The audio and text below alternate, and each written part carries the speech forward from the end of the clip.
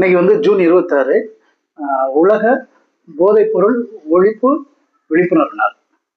இந்த போதைப் பொருள் இருக்கு பார்த்தீங்களா, அது பழக்கம் மட்டும் இல்லை.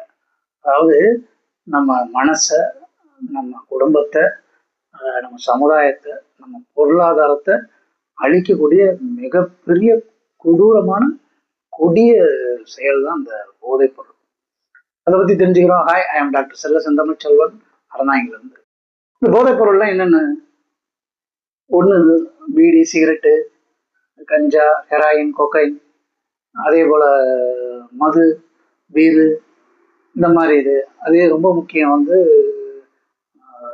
டாக்டர் மருந்து பரிந்துரை இல்லாமல் பயன்படுத்துகிற மாத்திரைகள் இருக்கு பார்த்தீங்களா, அது.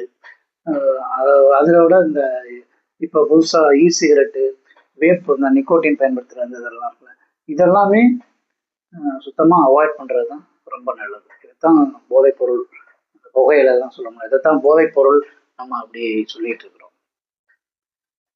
போதை வந்து ஒரு இது என்னன்னா, முன்பெல்லாம் பார்த்தீங்கன்னா இந்த சாராயம் இந்த மாதிரி இதெல்லாம் வந்து இருந்துச்சு. அவங்க என்னன்னு பார்த்தீங்கன்னா, ஊருக்கு வெளியில இருக்கும், யாராச்சும் 1-2 பேர் குடிப்பாங்க.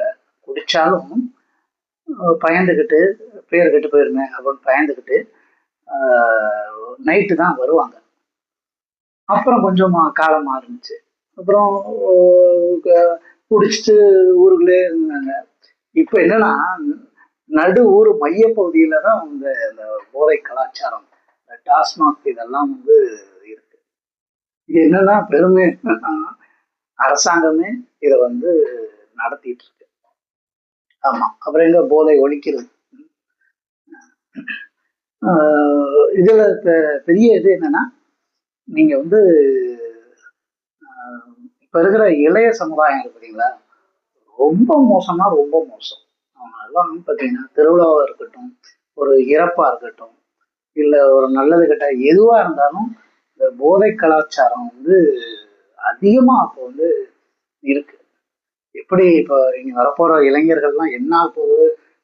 அதனாலதான் இப்ப சின்ன வயசுல நல்லா தண்ணி எல்லாம் அடிச்சுட்டு போதை, சிகரெட்டு பழக்கம், எல்லா பழக்கமும் இருந்துட்டு கல்யாணம் பண்ண பிறகு இன்ஃபர்டிலிட்டினால ரொம்ப சிரமப்படுறாங்க, குழந்தை இல்லை அப்படின்னு சொல்லிட்டு. ஆரம்பத்துல சந்தோஷமா தான் இருக்கும் ஆரம்பம்.